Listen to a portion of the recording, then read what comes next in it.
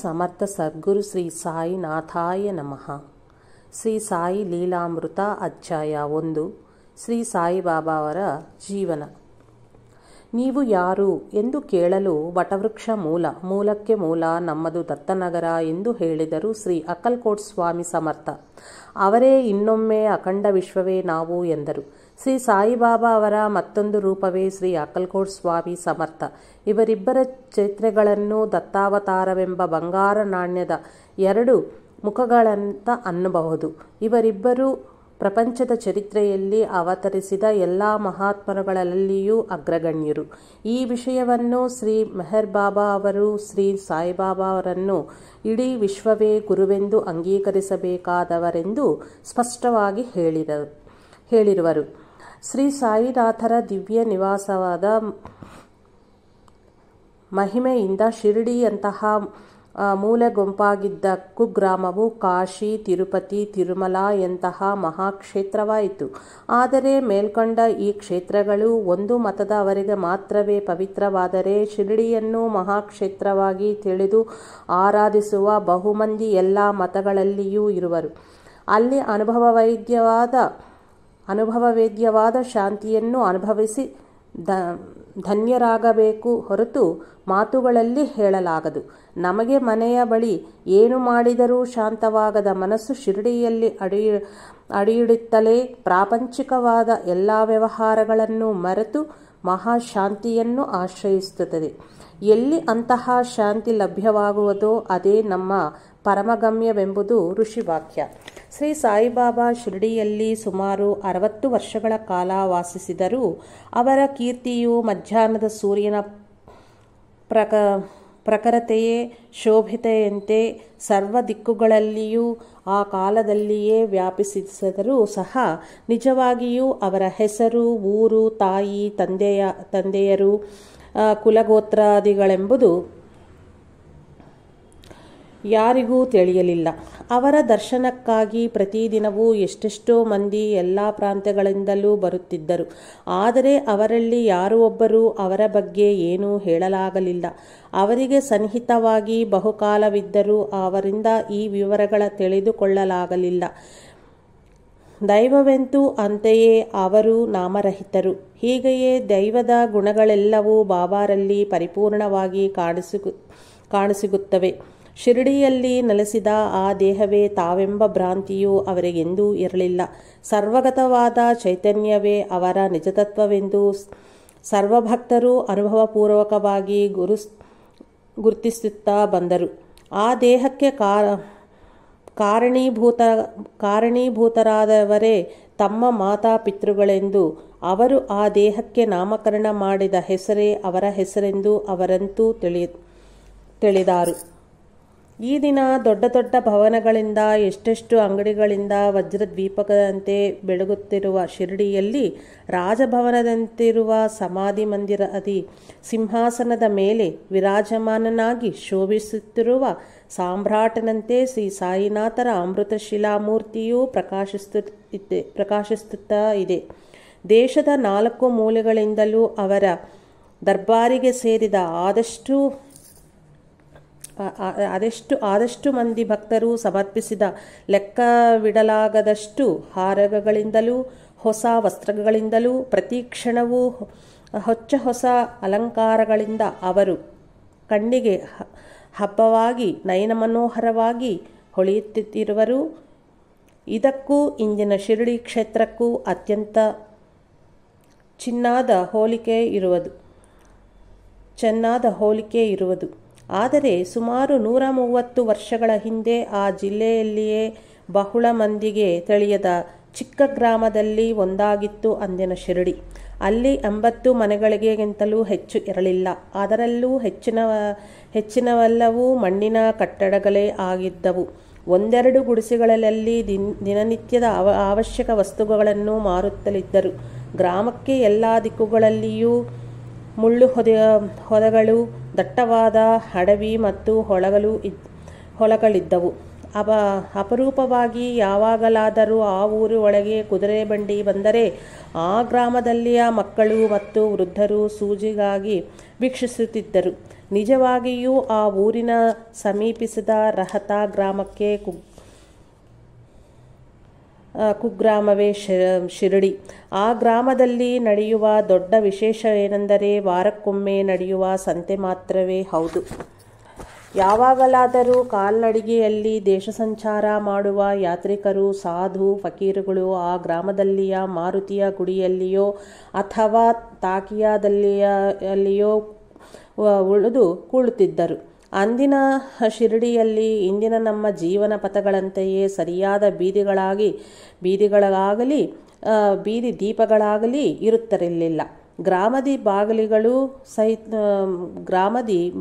ಬಾಗಿಲಿಗಳು ಇರದ ಮಾರುತಿ, ಶನೇಶ್ವರ, ಗಣಪತಿ, ಮಹಾದೇವನ ಆಲಯಗಳು ಇದ್ದವು. ಒಮ್ಮೆ ಒಬ್ಬ ಹುಚ್ಚನು ಆ ಮಂದಿರದಿ ಏಕಾಏಕಿ ನುಗ್ಗಿ ಆ ವಿಗ್ರಹಗಳನ್ನು ಭಗ್ನಗೊಳಿಸಿದನು. ಇಂತೂ ಆ ಮಂದಿರಗಳಿಗೆ ಯಾವ ಬಗೆಯೂ ರಕ್ಷಣೆಯೂ ಇರುತ್ತಾ ಇರಲಿಲ್ಲ. ಗ್ರಾಮದ ಮಧ್ಯದಿ ಒಂದು ವಿಠಲನ ಗುಡಿ, ಗ್ರಾಮ ಪ್ರವೇಶದ್ವಾರದಿ ಗ್ರಾಮದೇವರಾದ ಖಂಡೋಬಾ ಆಲಯಗಳು ಇರುವವು. ಶ್ರೀ ಸಾಯಿನಾಥರು ಕ್ರಿಸ್ತಶಕ 1854 ಇಸವಿಯಲ್ಲಿ ಒಂದು ದಿನ ಆ ಗ್ರಾಮದ ಉತ್ತರ ದಿಕ್ಕಿನಲ್ಲಿ ಇರುವ ಒಂದು ಬೇವಿನ ಮರದಡಿ ಕುಳಿತು ಜನರಿಗೆ ಕಂಡುಬಂದರು. ಅಂದು ಅವರನ್ನು ನೋಡಿದ ವೃದ್ಧ ನಾನಾ ಚೌಬ್ದಾರ್ ತಾಯಿ ಹೀಗೆ ಹೇಳಿರುವಳು: ಈ ಬಾಲಕನು ಮೊದಲು ಬೇವಿನ ಮರದಡಿ ಆಸೀನವಾಗಿ ದರ್ಶನವಿತ್ತನು. ಅವನ ರೂಪವು ನಯನ ಮನೋಹರವಾಗಿ ಇತ್ತು. ಯಾವಾಗಲೂ ಯಾರ ಮನೆಗೂ ಹೋಗದೆ ಆ ಬೇವಿನ ಮರದ ನೆರಳಿನಲ್ಲಿಯೇ ಕುಳಿತಿರುತ್ತಿದ್ದನು. ಹಗಲು ಯಾರೊಂದಿಗೂ ಬೆರೆಯುತ್ತಿರಲಿಲ್ಲ. ರಾತ್ರಿಯ ಭೀಕರ ಅಂಧಕಾರವಾದ ನಿರವತೆಗೂ ಅವನು ಭಯಪಡುತ್ತನೂ ಇರಲಿಲ್ಲ. ನೋಡಲಿಕ್ಕೆ ಅವನು ಬಾಲಕನಾದರೂ ಅವನ ಚರ್ಯ ಅವನನ್ನು ಮಹಾಜ್ಞಾನಿಯೆಂದು ಸೂಚಿಸುತ್ತಿದ್ದವು. ಅಷ್ಟು ಸಣ್ಣ ವಯಸ್ಸಿನಲ್ಲಿ ಚಳಿ, ಮಳೆ, ಬಿಸಿಲುಗಳಿಗೆ ಚಲಿಸದೆ ತಮೋಮಗ್ನನಾಗಿರುವ ಅವನನ್ನು ನೋಡಿ ಎಲ್ಲರೂ ನಿಬ್ಬೆರಗಾಗಿರುತ್ತಿದ್ದರು. ಅವನು ಮೂರ್ತಿವೇತ್ತ ವೈರಾಗ್ಯ. ಅವನ ಸ್ಥಿತಿಯಾದರೂ ಯಾರಿಗೂ ತಿಳಿಯುತ್ತಿರಲಿಲ್ಲ. ಈ ಬಾಲಕನು ಅಕಸ್ಮಾತ್ತಾಗಿ ಇಲ್ಲಿಗೆ ಬಂದದ್ದಾದರೂ ಎಲ್ಲಿಂದ ಎಂದು ಎಲ್ಲರೂ ಭಾವಿಸುತ್ತಿದ್ದರು. ಒಂದು ಬಾರಿ ಗ್ರಾಮದೇವರಾದ ಖಂಡೋಬಾ ದೇವರ ಗಣ ಒಬ್ಬ ವ್ಯಕ್ತಿಯ ದೇಹದಳು ಹೊಕ್ಕಿರಲು ಗ್ರಾಮಸ್ಥರೆಲ್ಲರೂ ಅವನನ್ನು, ಈ ಬಾಲಕನ ಹೆತ್ತ ಪುಣ್ಯಾತ್ಮರು ಯಾರು? ಇವನು ಎಲ್ಲಿಂದ ಬಂದಿರುವನು ಎಂದು ಕೇಳಿದರು. ಆ ಗಣ ಅವರಿಗೆ ಒಂದು ಗಡಾರಿ ಪಾರೆ ತರಲು ಹೇಳಿ ಆ ಬೇವಿನ ಮರದಡಿ ಒಂದೆಡೆ ತೋಡು ಎಂದನು. ಅಲ್ಲಿ ಒಂದು ಬಂಡೆ, ಅದರ ಕೆಳಗೆ ಕೆಲವು ಇಟ್ಟಿಗೆಗಳು ಕಂಡವು. ಆ ಬಂಡೆಯನ್ನು ಜರುಗಿಸಿರಲು ಅದರ ಕೆಳಗೆ ಭೂಗರ್ಭದಿ ಒಳಗೆ ದಾರಿ ಕಂಡಿತು. ಅದರಲ್ಲಿ ತಿಂದು ಉಳಿಸಿದ ಪದಾರ್ಥಗಳು, ಪೂಜಾ ದ್ರವ್ಯಗಳು ಮತ್ತು ಉರಿಯುತ್ತಿರುವ 4 ಹಣತೆಗಳು ಇದ್ದವು. ಆಗ ಆ ಗಣ, ಈ ಬಾಲಕನು ಇಲ್ಲಿ 12 ವರ್ಷಗಳ ಕಾಲ ತಪಸ್ಸನ್ನು ಆಚರಿಸಿರುವನು ಎಂದು ಹೇಳಿದನು. ಆಗನಿಂದ ಜನಗಳು ಅನೇಕ ಪ್ರಶ್ನೆಗಳೊಂದಿಗೆ ಆ ಬಾಲಕನ್ನು ವೇದಿಸಲಾರಂಭಿಸಿದರು. ಅವನು ಅದು ತನ್ನ ಗುರುಸ್ಥಾನವೆಂದು ಆ ಬಂಡೆಯನ್ನು ಮತ್ತೆ ಯಥಾತಥವಾಗಿ ಮುಚ್ಚಬೇಕು ಎಂದು ಹೇಳಿ ಅಂತೆಯೇ ಮಾಡಿಸಿದನು. ಆ ತರುವಾಯ ಒಮ್ಮೆ ಆ ಬೇವಿನ ಮರದ ಬಳಿ ಇರುವ ಭವನದ ಜೀರ್ಣೋದ್ಧಾರ ಮಾಡುತ್ತಿರಲು ಅದರ ಕೆಳಗಿನ ಆ ಭೂಗೃಹ ಮತ್ತು ಸಮಾಧಿಯು ಕಂಡವು. ಅವುಗಳ ಬಗ್ಗೆ ಕೇಳಿದ ಭಕ್ತರುಗಳೊಡನೆ ಬಾಬಾರವರು ಅಂತೆಯೇ ಹೇಳಿದರು. ತದನಂತರ ಒಮ್ಮೆ ಮಕ್ಕಳು ಆಟ ಆಡುತ್ತಾ ಆ ಬಂಡೆಯನ್ನು ಪಕ್ಕಕ್ಕೆ ಸರಿಸಿ ನೋಡಿದರು. ಅಲ್ಲಿ ಭೂಮಿಯೊಳಗಿನ ಮೆಟ್ಟಿಗೆಗಳು, ಬಹಳ ದೊಡ್ಡದಾದ ಮತ್ತು ಕತ್ತಲಾದ ಗುಹೆಯೂ ಕಂಡವಂತೆ. ಈ ವಿವರಗಳನ್ನು ಶ್ರೀ ಸಾಯಿ ಶರಣಾನಂದರು ಹೀಗೆ ಬರೆದಿರುವರು: ಒಮ್ಮೆ ಬಾಬಾ ಮಸೀದಿನಲ್ಲಿ ದುನಿಯಾ ಬಳಿ ಇರುವ ಕಂಬವನ್ನು ನನಗೆ ತೋರಿಸಿ ಅದರ ಕೆಳಗೆಯೇ ಒಂದು ಗುಹ ಇರುವುದೆಂದು, ತಾವು ಅದರಲ್ಲಿ ವಾಸಿಸಿರುವುದಾಗಿ ಹೇಳಿ, ಅಂತೆಯೇ ಯಾರಾದರೂ ಮಹಾತ್ಮರು ಅಲ್ಲಿಗೆ ಬಂದಾಗ ಮಾತ್ರವೇ ತಾವು ಹೊರಬರುತ್ತಿದ್ದರು ಅಂತ ಅಂದರು. ತಮ್ಮ ಗಡ್ಡ ಬಹಳ ನೀಳವಾಗಿ ಬೆಳೆದು ಭೂಮಿಯ ಸ್ಪರ್ಶಿಸುತ್ತಿತ್ತೆಂದು ಬಾಬಾರವರೇ ಹೇಳಿರುವರು. ಬಾಬಾರವರು ಮತ್ತೊಮ್ಮೆ ಸಗುಣಮೇರು ನಾಯಕನೊಂದಿಗೆ, ಏನು 1-2 ದಿನಗಳ ಉಪವಾಸವನ್ನು ಸಹಿಸಲಾರಿಯಾ? ನಾನು 12 ವರ್ಷಗಳ ಕಾಲ ಕೇವಲ ಬೇವಿನ ಎಲೆಯ ತಿಂದು ಜೀವಿಸಿದೆನು ಎಂದು ಹೇಳದ ಮಾತುಗಳ ಈ ವೃತ್ತಾಂತವನ್ನೇ ಬಲಪಡಿಸುತ್ತವೆ. ಫೆಬ್ರವರಿ 14, 1912ರಂದು ಶ್ರೀ ಸಾಯಿಗೈದ ಗುರುಸೇವೆಯ ಬಗ್ಗೆ ಹೇಗೆ ಹೇಳಿರುವರು: ತಾವು ಎಷ್ಟೆಷ್ಟೋ ಕಷ್ಟಗಳನ್ನು ಸಹಿಸಿ ತಿಂಗಳುಗಳಗಟ್ಟಲೆ ಆಹಾರವಿಲ್ಲದೆ ಇದ್ದವೆಂದು ಬೇವು ಮೊದಲಾದ ಎಲೆಗಳ ಮಾತ್ರವೇ ತಿಂದು ಜೀವಿಸಿದವಾಗಿ ಹೇಳಿದರು. ಭಗವಂತನ ಕೃಪೆಯಿಂದ ಅವರ ಶರೀರ ಸಂಪೂರ್ಣವಾಗಿ ಒಣಗಿ ಬತ್ತಿಯಾಗಿ ಮೂಲಿಗೆಗಳು ನಿಲ್ಲಲಾಗದ ಸ್ಥಿತಿಯಲ್ಲಿ ಇದ್ದರೂ ತಮ್ಮ ಪ್ರಾಣ ದೇಹವನ್ನು ಬಿಟ್ಟಗಳಲಿಲ್ಲವೆಂದರು. ಕಾಪರ್ಡೆ ಡೈರಿ. ಈ ಬಾಲಕನಿಗೆ 16 ವರ್ಷಗಳ ಒಳಗೆ ಅಷ್ಟುದ್ದ ಗಡ್ಡ ಬೆಳೆಯುವುದು ಆದರೂ ಹೇಗೆ? ಹಾಗಾದರೆ ನಿಜವಾಗಿಯೂ ಅವರ ವಯಸ್ಸೆಷ್ಟು? ಒಮ್ಮೆ ಧೂಲಿಯ ನ್ಯಾಯಾಲಯದಿ ಕಳ್ಳನೊಬ್ಬ ತನ್ನ ಬಳಿ ತಾನು ಕಳ್ಳತನ ಮಾಡಿ ಸಿಲುಕಿದಾಗ ಸಿಕ್ಕ ವಸ್ತುಗಳನ್ನು ತಾನು ಕದ್ದದ್ದಲ್ಲವೆಂದು ತನಗೆ ಸಾಯಿಬಾಬಾ ಇತ್ತರೆಂದು ಹೇಳಿದನು. ಇದರೊಂದಿಗೆ ನ್ಯಾಯಾಲಯದವರು ಸಾಯಿಬಾಬಾ ಅವರನ್ನು ನ್ಯಾಯಾಲಯಕ್ಕೆ ಹಾಜರಾಗಬೇಕು ಎಂದು ಸಮನ್ ಜಾರಿಗೊಳಿಸಿದರು. ಬಾಬಾ ಬಹುಜನರಿಗೆ ಪೂಜ್ಯರಾದ ಕಾರಣ ಭಕ್ತರು ಸಮರ್ಪಿಸಿದ ಅರ್ಜಿಯನ್ನು ಅನುಸರಿಸಿ ಬಾಬಾರ ಬಳಿಯೇ ನ್ಯಾಯಾಲಯದ ಪ್ರತಿನಿಧಿ ಬಂದು ವಿಚಾರಣೆಗೈದನು. ಅದರಲ್ಲಿಯ ಮುಖ್ಯಾಂಶಗಳು ಹೀಗಿವೆ: ನ್ಯಾಯವಾದಿ: ನಿಮ್ಮ ಹೆಸರು ಏನು? ಬಾಬಾ: ಇವರೆಲ್ಲರೂ ನನ್ನನ್ನು ಸಾಯಿಬಾಬಾ ಎನ್ನುವರು. ನ್ಯಾಯವಾದಿ: ನಿಮ್ಮ ತಂದೆಯ ಹೆಸರು? ಬಾಬಾ: ಅದು ಸಾಯಿಬಾಬಾನೇ. ನಿಮ್ಮ ಗುರುವಿನ ಹೆಸರು? ವೆಂಕೂಸ. ಮತ? ಕಬೀರ್. ಕುಲ? ದೈವ. ನಿಮ್ಮ ವಯಸ್ಸು? ಲಕ್ಷಲಗಷ್ಟು ವರ್ಷಗಳು. ಸರಿಯಾಗಿ ಹೇಳಿ, ನಾನೆಂದಿಗೂ ಸುಳ್ಳು ಹೇಳುವುದಿಲ್ಲ. ಅಂದರೆ ಸಾಯಿ ನಾಮ ರೂಪ ಕುಲ ಮತ ವಯೋಭೇದಗಳಿಗೆ ಅತೀತರು. ಸರ್ವವ್ಯಾಪಿಯಾದ ಆತ್ಮವೇ ಅವರೆಂಬುದು ಸುಸ್ಪಷ್ಟವಾಗುತ್ತದೆ. ಅವರ ವಯಸ್ಸು ಅಪಾರವೆಂಬುದ ತಿಳಿಸಲು ಬಹಳಷ್ಟು ಆಧಾರಗಳು ಇವೆ. ಅಕ್ಕಲ್ಕೋಟೆಯಲ್ಲಿ ದತ್ತಾವತಾರವೆಂದು ಪ್ರಖ್ಯಾತರಾದ ಶ್ರೀ ಸ್ವಾಮಿ ಸಮರ್ಥರ ಸಮಾಧಿ ಹೊಂದುವ ಸಮಯದಿ ದುಃಖತಪ್ತನಾಗಿ ಕಣ್ಣೀರಿಡುತ್ತಿದ್ದ ಭಕ್ತನೊಂದಿಗೆ ಶಿರಡಿಯಲ್ಲಿ ನನ್ನ ಅವತಾರ ಮೂರ್ತಿ ನಿನಗೆ ಲಭ್ಯವಾಗುವರು. ಅವರನ್ನು ಸೇವಿಸು, ನಿನಗೆ ಯಾವ ಕೊರತೆಯೂ ಇರದು ಎಂದು ಹೇಳಿದರು. ಅಂತೆಯೇ ಶ್ರೀ ಸಾಯಿನಾಥರು ಬಹು ಭಕ್ತರಿಗೆ ಇದಕ್ಕೆ ತಕ್ಕ ಅನುಭವನ್ನಿತ್ತಿರುವತ್ತೆಂಬುದು ನೀವು ಓದುವಿರಿ. ಅಂದರೆ ಅಕ್ಕಲ್ಕೋಟೆಯ ಶ್ರೀ ಸ್ವಾಮಿ ಸಮರ್ಥರೇ ಶ್ರೀ ಸಾಯಿನಾಥರೆಂತಾಯಿತು. ಇವರಿಬ್ಬರೂ ಸಮಕಾಲಿಕರಾಗಿದ್ದು ಅನೂಹ್ಯವಾದ ಒಂದು ದೈವಲೀಲೆಯೇ ಸರಿ. ಅಂದರೆ ಶ್ರೀ ಸ್ವಾಮಿ ಸಮರ್ಥರ ವಯಸ್ಸು ಹುಟ್ಟು ಪೂರ್ವೋತ್ತರಗಳಲ್ಲೇ ಶ್ರೀ ಸಾಯಿನಾಥರ ವೃತ್ತಾಂತವೆಂದಾಯಿತು. ಶ್ರೀ ಸ್ವಾಮಿ ಸಮರ್ಥರ ವಯಸ್ಸಾದರೂ 100 ವರ್ಷಗಳ ಅವರಾದರೂ ಎರಡನೆಯ ದತ್ತಾವತಾರವಾದ ಶ್ರೀ ನೃಸಿಂಹ ಸರಸ್ವತಿ ಸ್ವಾಮಿಯೇ ಹೌದು. ಅಂದರೆ ಅವರು ಅದರ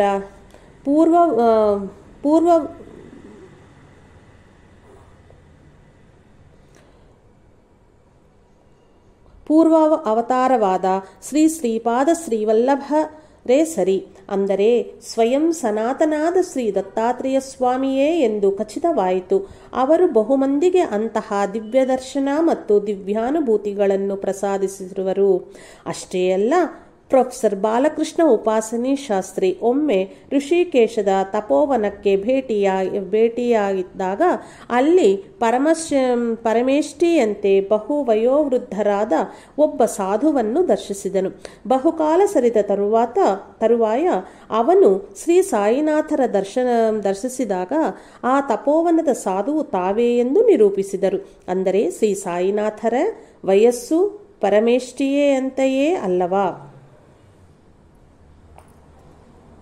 ಹಾಗೆಯೇ ರಾಜ್ಯ ಕಳೆದುಕೊಂಡು ಅಳಿಯುತ್ತಲಿದ್ದ ಹುಮಯಾನಿಗೂ ತಮ್ಮ ಆಶೀರ್ವಾದದಿಂದಲೇ ಅಕ್ಬರ್ ಚಕ್ರವರ್ತಿಯ ಜನ್ಮ ತಾಳಿದನೆಂದನು. ಅದಕ್ಕೆ ಪೂರ್ವ ಜನ್ಮದಿ ಅಕ್ಬರ್ ಮುಕುಂದ ಬ್ರಹ್ಮಚಾರಿಯಾಗಿ ತಪಸ್ಸುಗೈದನೆಂದು ಶ್ರೀ ಸಾಯಿನಾಥರು ಭಕ್ತನೊಬ್ಬರಿಗೆ ಅರುಹಿದರು. ಶ್ರೀ ಸಾಯಿ ತಾವು ಗತ ಜನ್ಮದಿ ಕಬೀರನಾಗಿ ಇದ್ದರೆಂದರು. ರಾಮಾಯಣ ಭಾಗವತ ಕಾಲದಲ್ಲಿಯೂ ತಾವಿದ್ದೇವೆಂದು ಶ್ರೀ ಸಾಯಿಯೇ ಹೇಳಿರುವರು. ಇವರು ಜನ್ಮ ತಾಳಿದ ವಿಷಯ ನಿಜವೇ ಆಗಿದ್ದಲ್ಲಿ ಅಂದಿಗೆ ಇವರು ಪೂರ್ಣರಾದ ಜ್ಞಾನಿ ಎಂದು ಇವರೇ ಅಂದರೆ ಬಾಬಾ ಅವರೇ ಒಮ್ಮೆ ಹೀಗೆ ಸೂಚಿಸಿರುವರು. ನಾನು ಹುಟ್ಟಿದಾಗ ತನಗೆ ಮಗ ಹುಟ್ಟಿದನೆಂದು ತನ್ನ ತಾಯಿ ಹಿರಿ ಹಿಗ್ಗಿ ಆದಳು ನೋಡಿ ನಾನು ಆಶ್ಚರ್ಯಚಕಿತನಾದನು. ಆಕೆ ನನ್ನನ್ನು ಹಡೆದಿದ್ದಾದರೂ ಯಾವಾಗ? ನಿಜವಾಗಿಯೂ ನನಗೆ ಜನ್ಮವಿದೆಯೇ? ನಾನು ಇದಕ್ಕೆ ಪೂರ್ವದಲ್ಲಿಯೂ ಇರಲಿಲ್ಲವೇ? ಇಷ್ಟು ಮಾತ್ರಕ್ಕೆ ಈಕೆ ಹೀಗೇಕೆ ಹಿರಿ ಹಿಗ್ಗುತ್ತಿರುವಳು ಎಂದುಕೊಂಡೆನು. ಈ ವಿಚಿತ್ರ ಬಾಲಕನು ಕೆಲ ಕಾಲಕ್ಕೆ ಅಕಸ್ಮಾತ್ತಾಗಿ ಎಲ್ಲಿಯೋ ಹೋಗಿಬಿಟ್ಟನು. ಸುಮಾರು 1 ವರ್ಷದ ತರುವಾಯ ಶಿರಡಿಯ ಸೇರಿ ಅಲ್ಲೆಯ ಸ್ಥಿರ ನಿವಾಸ ಗೈದರು. ಈ ಮಧ್ಯಕಾಲದಿ ಅವರು ಎಲ್ಲಿಗೆ ಹೋದರು, ಏನು ಮಾಡಿದರು ಯಾರಿಗೂ ತಿಳಿಯದು. ಆ ಕಾಲದಲ್ಲಿ ತಾವು ವಿಸ್ತಾರವಾಗಿ ದೇಶ ಸಂಚಾರ ಮಾಡಿದುದಾಗಿ, ಅಂತೆಯೇ ಕೆಲ ಕಾಲ ಅಲಿ ಎಂಬ ಮುಸಲ್ಮಾನ್ ಮಹಾತ್ಮನ ಬಳಿ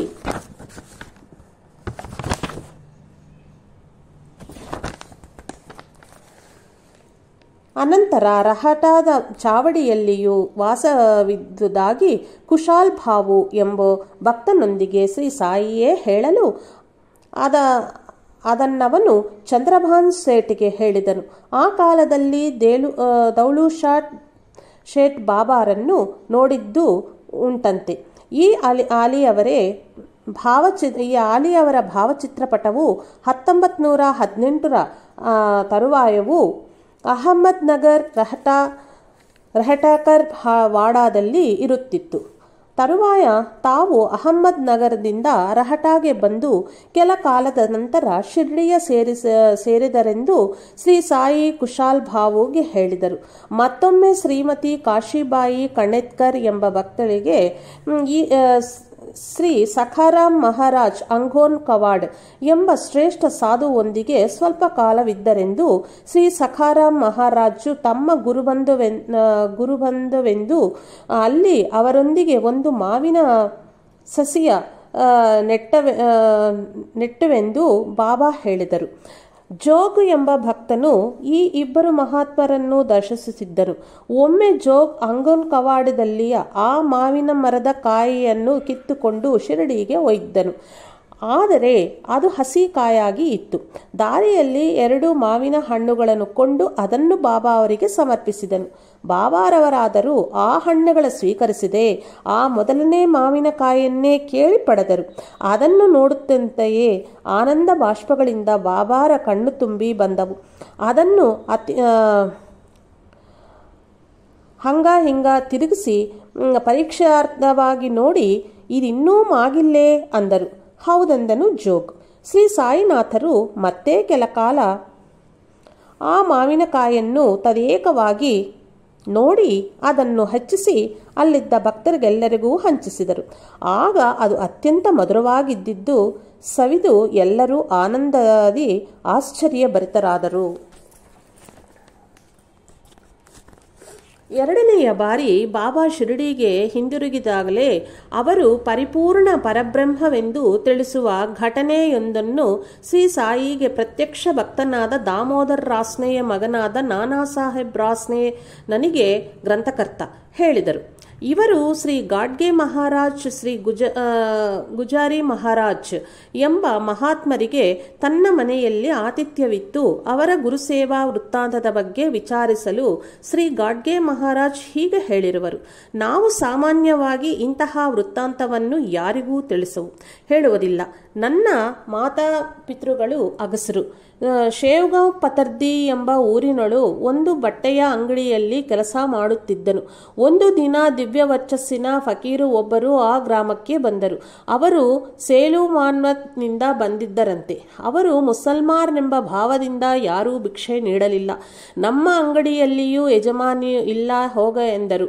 ಆದರೆ ನನಗೆ ಅವರನ್ನು ನೋಡುತ್ತಲೇ ಭಿಕ್ಷೆ ನೀಡಬೇಕು ಅನಿಸಿ ತಕ್ಷಣವೇ ಮನೆಗೆ ಹೋಗಿ ರೊಟ್ಟಿ ಪಲ್ಯನ್ನ ತರುವಷ್ಟು ಒಳಗಾಗಿ ಅವರು ಅಲ್ಲಿಂದ ಹೊರಟಾಗಿದ್ದ ಕಾರಣ ಕಾಣಲಿಲ್ಲ.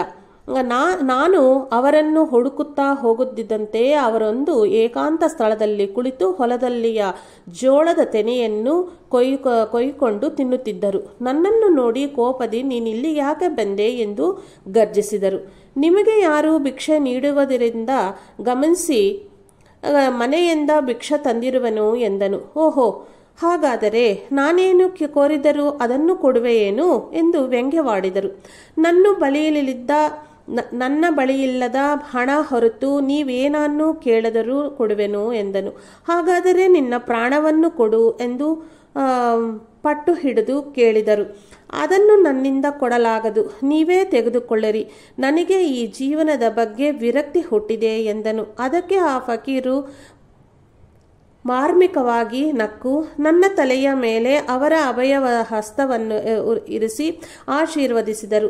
ತಕ್ಷಣವೇ ನನ್ನ ಹೃದಯದಿ ಹೇಳಲಾಗದ ಮಾರ್ಪಾಡು ಉಂಟಾಯಿತು. ಅವರ ಸನ್ನಿಧಿಯ ಹೊರತು ಮತ್ಯಾವುದೂ ಬೇಕಾಗ ಅಂತ ಅನಿಸಲಿಲ್ಲ. ಅವರಿಗೆ ಭಿಕ್ಷೆ ಇತ್ತ ಅನಂತರ ಮನೆಗೆ ಹಿಂದುತಿರುಗಿ ನನಗೊಬ್ಬ ಶ್ರೇಷ್ಠ ಗುರು ದೊರಕಿರುವ ಕಾರಣ ನಾನಿನ್ನು ಈ ಸಂಸಾರದಿ ಜೀವಿಸಲಾರದೆಂದು ಹೇಳಿ ಅತ್ಯಂತ ವೇಗದಿ ಆ ಫಕೀರನ ಬಳಿ ಬಂದು ಸೇರಿದನು.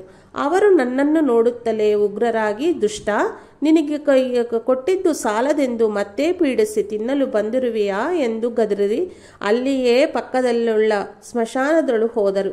ನಾನಾದರೂ ನಿಮ್ಮನ್ನು ಅಗಲಿ ಬದುಕಲಾರೆನು ಎನ್ನುತ್ತಾ ಅವರನ್ನು ಅನುಸರಿಸಿದನು. ಆಗ ಆ ಫಕೀರು ಸಮಾಧಿಯೊಂದರ ಪಕ್ಕದಲ್ಲಿ ಹೊಂಡ ತೂಡಿ ಅದರಲ್ಲಿ 2 ಕೊಡಗಳ ನೀರು ಸುರಿಯೆಂದರು. ನಾನು ಅಂತೆಯೇ ಮಾಡಿದೆನು. ಅವರು ಆ ನೀರನ್ನು 3 ಬಗಸೆ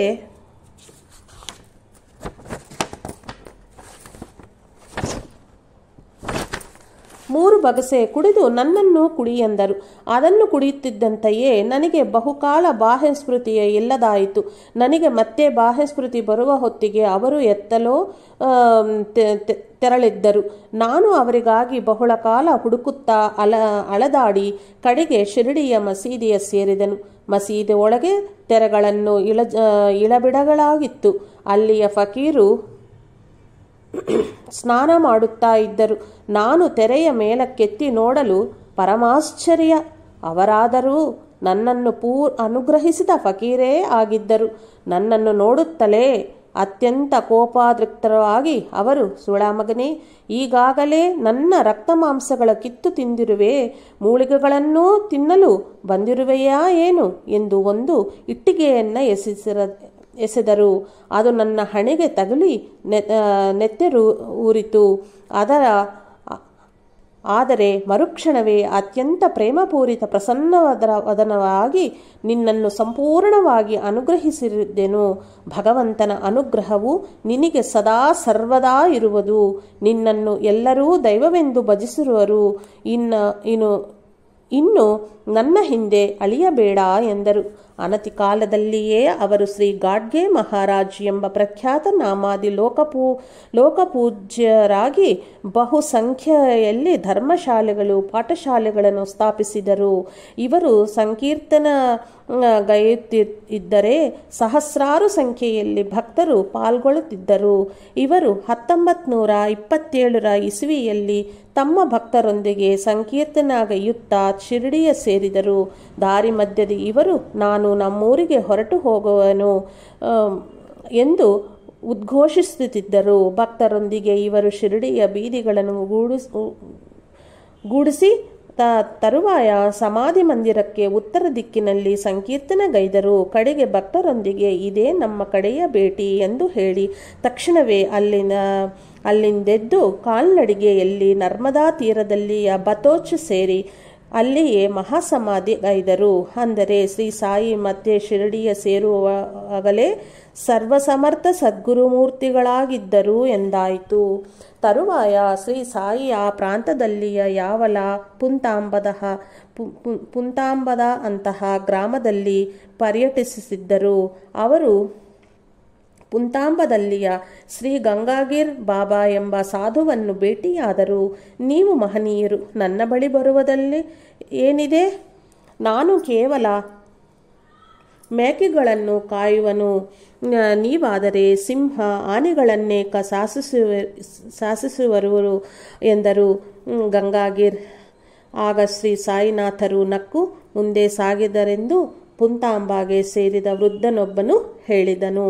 ಶ್ರೀ ಸಾಯಿನಾಥರ ಚರಿತ್ರೆಯಲ್ಲಿನ ಮೊದಲು ಘಟ್ಟವು ಬೇವಿನ ಮರದಡಿ ಪ್ರಾರಂಭವಾಗಿ ಅಲ್ಲಿಯೇ ಪೂರ್ಣಗೊಂಡಿತು. ತದನಂತರ ಅವರ ಪರ್ಯಟನೆಯ ಬಗ್ಗೆ ನೇಪಥ್ಯಾದಿ ಮಾತ್ರವೇ ತಿಳಿತು. ಈ ದಿವ್ಯ ನಾಟಕದಲ್ಲಿ ಇದುವೇ ನಾಂದಿ ಪ್ರಸ್ತಾವನೆ. ನಿಜವಾದ ನಾಟಕವಾದರೂ ಇನ್ನೊಂದೆಡೆ ಪ್ರಾರಂಭವಾಗುತ್ತದೆ. ಔರಂಗಾಬಾದ್ ಜಿಲ್ಲೆಯ ಪೈಠಾನ್ ಪ್ರಾಂತದಲ್ಲೆಡೆ ಜ್ಞಾನೇಶ್ವರ್ ಮಹಾರಾಜ್, ಜನಾರ್ದನ್ ಸ್ವಾಮಿ, ಏಕನಾಥರು, ಸಮರ್ಥ ರಾಮದಾಸ ಸ್ವಾಮಿಯರಂತಹ ಮಹನೀಯರ ಸಂಚಾರದಿಂದ ಅತ್ಯಂತ ಪವಿತ್ರವಾಯಿತು. ಗೋದಾವರಿಯ ಉಪನದಿಯಾದ ಏಲಗಂಗಾ ಅಲ್ಲಿನ ಧೂಪ್ಖೇಡ ಎಂಬ ಗ್ರಾಮಕ್ಕೆ ಪ್ರದಕ್ಷಿಣೆಗೈದು ಮುಂದೆ ಸಾಗುವುದು. ಅದಕ್ಕೆ ಹೊರೆ ತೀರದಲ್ಲಿ ಒಂದು ಮೈದಾನ ಮತ್ತು ಮಹಾವೃಕ್ಷಗಳಿಂದ ತುಂಬಿದ ಒಂದು ತೋಪು ಇದ್ದಿತ್ತು. ಆ ಗ್ರಾಮಕ್ಕೆ ಸೇರಿದ ಶ್ರೀಮಂತನಾದ ಮುಸಲ್ಮಾನ್ ಚಾಂದ್ ಪಾಟೀಲ್ ಔರಂಗಾಬಾದ್ಗೆ ಪಯಣಿಸುತ್ತಿರಲು ಒಮ್ಮೆ ಅವನ ಕುದುರೆ ಕಳೆದು ಹೋಗಿ 2 ತಿಂಗಳ ಕಾಲ ಎಷ್ಟೋ ಹುಡುಕಿದರನೂ ಸಿಗಲಿಲ್ಲ. ಕಡೆಗೆ ಅವನು ಆ ಕುದುರೆಯ ಜೀನನ್ನು ಮಾತ್ರ ತನ್ನ ಭುಜದ ಮೇಲೆ ಹಾಕಿಕೊಂಡು ಮನೆಗೆ ಹಿಂದುತಿರುಗುತ್ತಿರಲು ಸಿಂತೋಸ್ ಬಿಂತೋಸ್ ಎಂಬ ಜಂಟ ಗ್ರಾಮಗಳ ಬಳಿ ಏಲಗಂಗಾ ತೀರವ ಸೇರಿದನು.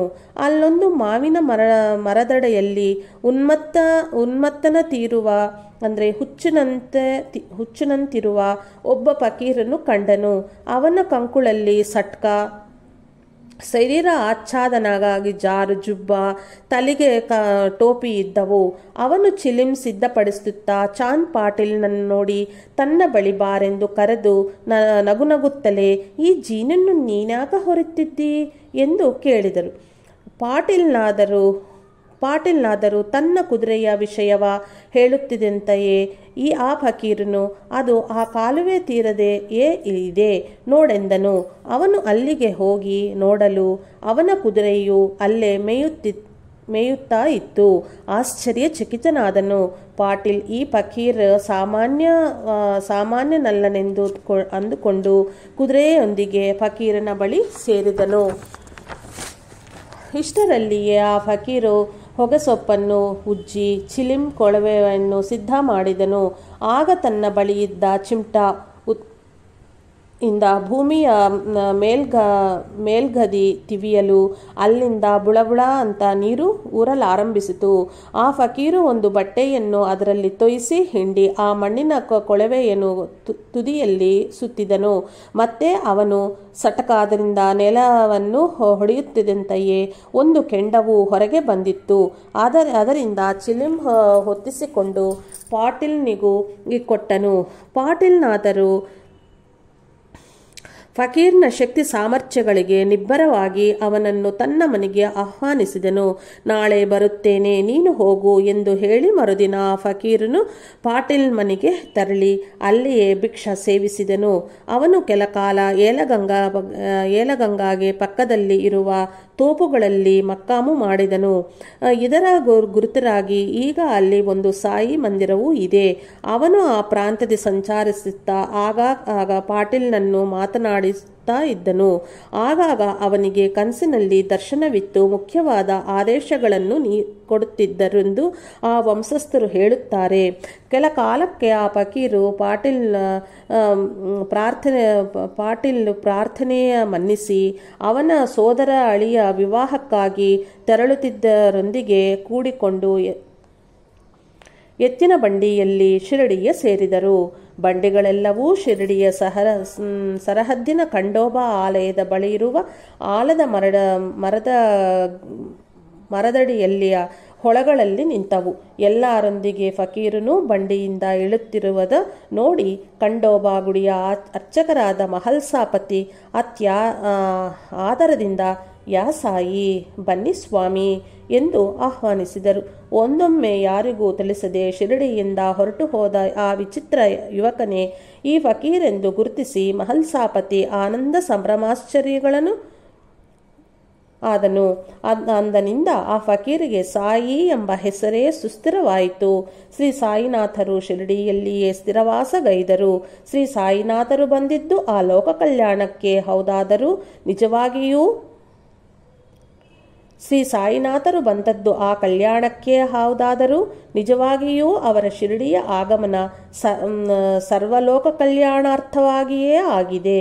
ಶ್ರೀ ಸಾಯಿಬಾಬಾರಿಗೆ ಮೊದಲು ಪರಿಚಯವಾದ ಮಹಲ್ಸಾಪತಿ ಬಾಬಾ ಮಹಾತ್ಮರೆಂದು ಗುರುತಿಸಿ ತನ್ನ ಮಿತ್ರನಾದ ಅಪ್ಪ ಜೋಗ್ಲೆ ಕಾಶಿನಾಥರಿಗೆ ಹೇಳಿದನು. ನಿತ್ಯವೂ ಆ ಮೂವರು ಬಾಬಾರನ್ನು ದರ್ಶಿಸುತ್ತಿದ್ದರು. ಬಡವನಾದ ಮಹಲ್ಸಾಪತಿ ಬಾಬಾ ಅವರಿಗೆ ಪರಿಚಯಗಳಲ್ಲೇ ಮೂಲಕ ಸೇವಗೈದರೆ ಅವನ ಮಿತ್ರರು ಬಾಬಾರಿಗೆ ನಿತ್ಯವೂ ಅವಶ್ಯವಾದ ವಸ್ತುಗಳನ್ನು ಸರಿಹೊಂದಿಸಿ ಸಮರ್ಪಿಸುತ್ತಿದ್ದರು. ಒಂದು ದಿನ ಅಪ್ಪ ಕೋತೆ ಪಾಟೀಲ್ ಎಂಬಾತ ತನ್ನ ಹೆಂಡತಿ ಸಂಗತ ಬಾಬಾರ ಬಳಿ ಸಾರದನು. ಅವರನ್ನು ನೋಡುತ್ತಲೇ ಶ್ರೀ ಸಾಯಿ ಎದ್ದು ನಿಂತು ಅವರನ್ನು ಆದರಿಸಿದರು. ಅವನ ಹೆಂಡತಿಯಾದ ಬಯಾಜಮಾಯಿಯ ತಮ್ಮ ಸೋದರಿ ಎಂದು ಹೇಳಿದರು. ಆಕೆಗೂ ಮೊದಲ ದರ್ಶನದಿಂದಲೇ ಬಾಬಾರಲ್ಲಿ ಅತ್ಯಂತ ಭಕ್ತಿಶ್ರದ್ಧೆಗಳು ಏರ್ಪಟ್ಟಿ ಅವರಿಗೆ ಭಿಕ್ಷೆ ನೀಡದೆ ಹೊರತು ತಾನು ಭೋಜನಗೈಯಬಾರದು ಅಂತ ನಿಶ್ಚಯಿಸಿಕೊಂಡಳು. ಆ ದಿನಗಳಲ್ಲಿ ಶ್ರೀ ಸಾಯಿಯನ್ನು ಕಂಡ ತಾತ್ಯಾ ಬಾಬಾ ಕೋತೆ ಹೀಗ ಹೇಳಿರುವನು. ಶ್ರೀ ಸಾಯಿ ಶಿರಡಿ ಬಂದಾಗ ನನಗೆ 6 ಅಥವಾ 7 ವರ್ಷಗಳ ವಯಸ್ಸಾಗಿತ್ತು. ಅವರಿಗೊಂದು ನಿರ್ದಿಷ್ಟವಾದ ನಿವಾಸ ಸ್ಥಳವೇ ಇರುತ್ತಾ ಇರಲಿಲ್ಲ. ತರುವಾಯ ಅವರು ಬೇವಿನ ಮರದಡಿ ಕೆಲ ಕಾಲ ವಾಸಗೈದರು. ಆಗ ಅವರ ವಯಸ್ಸು ಸರಿಸುಮಾರು 18 ಅಥವಾ 19 ವರ್ಷಗಳಾಗಿರಬಹುದು. ಅವರಿಗೆ ಚಿಗುರು ಮೀಸಾಯಿತ್ತು. ಅವರು ಮೊದಲು ಶಿರಡಿಗೆ ಬಂದಾಗ ಎಲೆ ಹಸಿರು ಬಣ್ಣದ ಕಫ್ನಿ ಮತ್ತು ಅದೇ ಬಣ್ಣದ ವಸ್ತ್ರವನ್ನು ತಲೆಗೆ ಸುತ್ತಿಕೊಂಡು ಬಂದಿದ್ದರು. ಆ ದಿನಗಳಲ್ಲಿಯೇ ಅವರನ್ನು ದರ್ಶಿಸಿದ ರಾಮಗಿರಿ ಬುವಾ ಅವರು ನಿಂತು ವರ್ಣಿಸಿರುವನು. ಬಾಬಾರಿಗೆ ನಡುವವರೆಗೂ ಜುಟ್ಟು ಬೆಳೆದಿತ್ತು. ಅವರ ಕೈಯಲ್ಲಿ ಸಟಕ, ಚಿಲಿಂ, ಕೊಳವೆ, ಬೆಂಕಿ ಪಟ್ನಗಳು ಇರ್ತಿದ್ದವು. ಪ್ರತಿನಿತ್ಯವೂ ಗ್ರಾಮದಲ್ಲಿ ಭಿಕ್ಷೆಗೆ ತೆರಳುತ್ತಿದ್ದರು. ಆ ದಿನಗಳಲ್ಲಿ ಬಾಬಾ ರೋಗಗಳಿಗೆ ಉಚಿತವಾಗಿ ಚಿಕಿತ್ಸೆಯಂತೂ ಮತ್ತು ಅವಶ್ಯವಿದ್ದಲ್ಲಿ ತಾವೇ ರೋಗಿಗೆ ಶುಶ್ರೂಷೆಯನ್ನೂ ಮಾಡುತ್ತಿದ್ದರು. ಉದಾಹರಣೆಗೆ ಒಬ್ಬ ರೋಗಿಗೆ ಅವರು ಔಷಧ ಇತ್ತು. ಅವನ ಕಣತಲೆ ಮತ್ತು ಬೆನ್ನಿನ ಮೇಲೆ ಸೂಜಿಯ ಬರೆ ಹಾಕಿದರು. ಇದರೊಂದಿಗೆ ಅವನ ಆ ವ್ಯಾಧಿಯು ಸಂಪೂರ್ಣವಾಗಿ ಕಡಿಮೆ ಆಯಿತು. ಹಾಗೆಯೇ ಗಣಪತ್ ಹರಿಕನಾಡೆಗೆ ಕುಷ್ಠದೊಂದಿಗೆ ಜ್ವರ ಬಂದಿತ್ತು. ಅವನೇ ಚಿಕಿತ್ಸೆಗೆಂದು ಬಾಬಾರನ್ನು ಅವರ ಮನೆಗೆ ಅಮೀನ್ ಭಾಯಿ ಕರೆದೊಯ್ದನು. ಬಾಬಾ ಅವನನ್ನು ಪರಿಶೀಲನೆಗೈದು ಅವನಿಗೊಂದು ಹಾವು ಹಿಡಿದುಕೊಂಡು ಬರಲು ಹೇಳಿ ಕುಷ್ಠರೋಗಿಯನ್ನು ಹಾವು ಕಡಿದೆ ಎಂದು ಧೈರ್ಯ ಹೇಳಿ ಅವನು ಹಿಡಿದು ತಂದಿತ್ತ ಹಾವಿನ ವಿಷದಲ್ಲೇ ಔಷಧನೂ ತಯಾರಿಸಿ ಬಾಬಾ ಅವನಿಗಿತ್ತರು. ಅವನಿಗೆ ದಾಂಪತ್ಯ ಸುಖವನ್ನು ನಿಷೇಧಿಸಿದರು. ಅವನಿಗೆ ವ್ಯಾಧಿ ತಗ್ಗಲಾರಂಭಿಸಲು ಅವನು ಆ ನಿಯಮವನ್ನು ಉಲ್ಲಂಘಿಸುತ್ತಂತೆಯೇ ರೋಗ ಮತ್ತೆ ಬಂತು. ಆದರೆ ಬಾಬಾ ಅವರು ಮತ್ತೆ ಅವನಿಗೆ ಔಷಧ ಕೊಡಲಿಲ್ಲ. ಕೆಲ ದಿನಗಳಲ್ಲಿಯೇ ಅವನು ಮರಣವನ್ನಪ್ಪಿದನು. ಆಗನಿಂದ ಶ್ರೀ ಸಾಯಿ ರೋಗಗಳಿಗೆ ಔಷಧವನ್ನೊಯ್ಯುವುದು ನಿಲ್ಲಿಸಿ ಊದಿ ಮಾತ್ರವೇ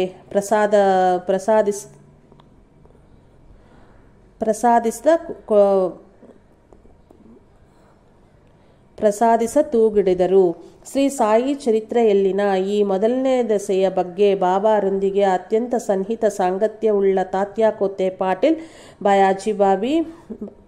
ಬಯಾಜಿ ಮಾಮಿ ಇನ್ನೂ ಹೀಗೆ ಹೇಳಿರುವರು. ಶ್ರೀ ಸಾಯಿ ಶಿರಡಿಯ ಭೂಭಾಗದ ಮೇಲೆ ಅಡಿಯಿಟ್ಟಾಗ ಅವರಿಗೊಂದು ನಿರ್ದಿಷ್ಟವಾದ ವಾಸಸ್ಥಳ ಇರಲಿಲ್ಲ. ಕೆಲವು ತಿಂಗಳ ಕಾಲ ಬಳಿಕೆ ಅವರು ಮಸೀದಿಯಲ್ಲಿ ಸುಮಾರು 10 10 ತಿಂಗಳ ಕಾಲ ವಾಸಗೈದರು.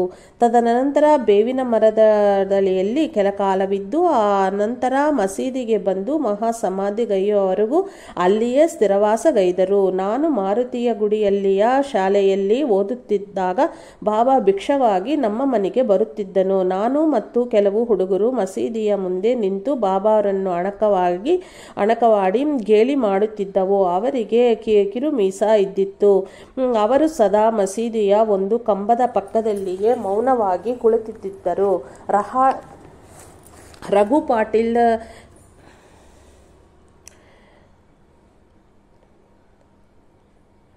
ರಘು ಪಾಟೀಲ್ ದಿನಪತ್ರಿಯು ಅಂಗಳದ ಬಾಗಿಲ ಬಳೆದು ನಿಂತು ಬಾಬಾರ ಮೇಲೆ ಕಲ್ಲು ಎಸರುತ್ತಿದ್ದನು. ಒಮ್ಮೊಮ್ಮೆ ಬಾಬಾ ನಮ್ಮಗಳ ಬೈಯುತ್ತಿದ್ದರು. ನಾವು ಗಟ್ಟಿಯಾಗಿ ನಗುತ್ತಲೇ ಅವರು ಸಟ್ಕವನ್ನು ಕೈಗೆ ತಗೊಂಡಲೇ ನಾವು ಕಾಲಿಗೆ ಬುದ್ಧಿ ಹೇಳುತ್ತಿದ್ದವು, ಅಂದರೆ ಓಡಿ ಹೋಗುತ್ತಿದ್ದವು.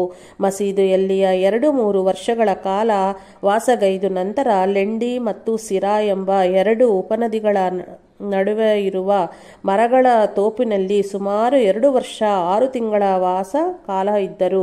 ಅಲ್ಲಿಯ ಭಕ್ತರುಗಳಲ್ಲಿ ಯಾರೋ ಒಬ್ಬರು ಪ್ರತಿನಿತ್ಯವೂ ಅವರಿಗೆ ಭಿಕ್ಷಾ ನೀಡುತ್ತಿದ್ದರು. ನಾನು, ರಘು ಪಾಟೀಲ್ ಮತ್ತೆ 2-3ಗಳೊಂದಿಗೆ ಬಾಬಾರನ್ನು ದರ್ಶಿಸುತ್ತಿದ್ದೆವು. ವಾಮನ್ ರಾವ್ ಡೆಂಗ್ಲಿಯು ಅವರ ದರ್ಶನಕ್ಕೆ ಬರುತ್ತಿದ್ದನು. 2ನೆಯ ಬಾರಿ ಶ್ರೀ ಸಾಯಿ ಶಿರಡಿಯ ಸೇರುವವಳಿಗೆ ಒಬ್ಬ ವಿಚಿತ್ರವಾದ ಸಾಧುವು ಅಲ್ಲಿ ಸೇರಿದನು. ಶಂಕರ ನಾರಾಯಣ ವೈದ್ಯ ಎಂಬುವನು ನಾನಾವಲ್ಲಿ ಎಂಬ ಮಹಾತ್ಮನ ಸಮಾಧಿಯನ್ನು ಸೇವಿಸಿ ಆರಾಧಿಸುತ್ತಿದ್ದನು. ಒಮ್ಮೆ ಆ ಮಹಾತ್ಮನ ಸ್ವಪ್ನ ದರ್ಶನವಿತ್ತು. ಶಿರಡಿಗೆ ಹೋಗೆಂದು ಆದೇಶಿಸಲು ಅಂತೆಯೇ ಮಾಡಿದನು. ಶಂಕರ ನಾರಾಯಣ ವೈದ್ಯ ಶ್ರೀ ಸಾಯಿ ಬರುತ್ತಲೇ ಅವರನ್ನು ನೋಡಿದ ತಕ್ಷಣವೇ ಶ್ರೇಷ್ಠ ಮಹಾತ್ಮರೆಂದು ಗುರುತಿಸಿ ಅತ್ಯಂತ ಸಲುಗೆಯಿಂದ ಮಾಮಾ ಬಂದಿಯಾ ಎಂದರು. ಬಾಯಿ ಬಿಡಬೇಡ ಎಂದು ತಡೆದೆ. ಕಾರಣ ಅವನು ಬಾಬಾರ ಬಗ್ಗೆ ತುಟಿ ಬಿಚ್ಚೆ ಯಾರೊಂದಿಗೂ ಏನೂ ಹೇಳಲಿಲ್ಲ. ಸಾಯಿನಾಥರು ಆಗಾಗ ರಾತ್ರಿಯ ಸಮಯದಲ್ಲಿ ಫಕೀರರ ಚಾವಡಿಗೆ ಹೋಗಿ ಅತ್ಯಂತ ಮಧುರವಾಗಿ ಗಾನ ಮಾಡುತ್ತಾ ಕಾಲಿಗೆ ಗಜ್ಜೆಯನ್ನು ಕಟ್ಟಿಕೊಂಡು ಅತ್ಯಂತ ತನ್ಮಯತ್ವವಾಗಿ ನಾಟ್ಯ ಮಾಡುತ್ತಿದ್ದರು. ಅವರು ಒಮ್ಮೆ ಅರಬ್ಬಿ, ಫಾರ್ಸಿ ಭಾಷೆಗಳಲ್ಲಿ ಹಾಡಿದರೆ ಮತ್ತೊಮ್ಮೆ ಕಬೀರು, ತುಕಾರಾಮರ ರಚಿಸಿದ ಪದಗಳನ್ನು ಹಾಡುತ್ತಿದ್ದರು. ಈ ವಿಷಯವನ್ನು ತಾತ್ಯಾ ಪಾಟೀಲ್ ಹೀಗೆ ಹೇಳಿರುವನು. ಒಮ್ಮೊಮ್ಮೆ ಬಾಬಾ ಪರವಶರಾಗಿದ್ದರು. ಆಗ ಕೈಯಲ್ಲಿ ತಂಬೂರಿಯ ಧಾರಣ ಮಾಡಿ ಮೈಮರೆತು ನೃತ್ಯ ಮಗ್ನರಾಗುತ್ತಿದ್ದರು. ಅವಾದರೂ ಅತ್ಯಂತ ಕ್ರಮಬದ್ಧವಾದ ಹೆಜ್ಜೆಗಳು, ಕೈ, ಕಣ್ಣು, ಹಸ್ತಗಳ ಭಂಗಿಗಳಾದರೂ ಎಂತಹ ಪ್ರೇಕ್ಷಕರನ್ನು ಮಂತ್ರಮುಗ್ಧನಾಗಿರುತ್ತಿದ್ದವು. ಪಿಲ್ಲಂಗೋವಿಯ ನುಡಿಸುವ ಭಂಗಿಯಲ್ಲಿ ನಿಂತಾಗಲಂತಲೂ ಸಾಕ್ಷಾತ್ ಬೃಂದಾವನದ ಶ್ರೀಕೃಷ್ಣನ್ನೇ ನೋಡಿದಂತಾಗುತ್ತಿತ್ತು. ಇದರೊಂದಿಗೆ ಪ್ರೇಕ್ಷಕರಿಗೂ ಅಂತಹುದ್ಮೆ ಪಾರವಶ್ಯ ಉಂಟಾಗಿ ಯಾವುದೋ ಅಲೌಕಿಕವಾದ ದೃಶ್ಯವ ನೋಡುತ್ತಿರುವಂತೆ ಭಾಸವಾಗುತ್ತಿತ್ತು. ಹೀಗೆಯೇ ಇಂತಹ ಪಾರಲೌಕಿಕವಾದ ನೃತ್ಯ ಗೀತಗಳಾದರೂ 1890ವರೆಗೂ ನಡೆಯಿತು. ತದನಂತರವೂ ಬಾಬಾರಿಗೆ ಈ ಕಳೆಗಳ ಬಗ್ಗೆ ಆಸಕ್ತಿ ಇದ್ದರೂ ಅವುಗಳನ್ನು ಭಕ್ತಿ ಪ್ರಪತ್ತಿಗಳಿಗೆ ಮಾತ್ರವೇ ವಿನಿಯೋಗಿಸಬೇಕು ಎಂದು ಹೊರತು ಲೌಕಿಕ ಪ್ರಯೋಜನಗಳಿಗೆ ಬಳಸಿದಲ್ಲಿ ಮನುಷ್ಯರಿಗೆ ಅಧೋಗತಿ ತಪ್ಪದು ಅಂತ ಅನ್ನುತ್ತಿದ್ದರು.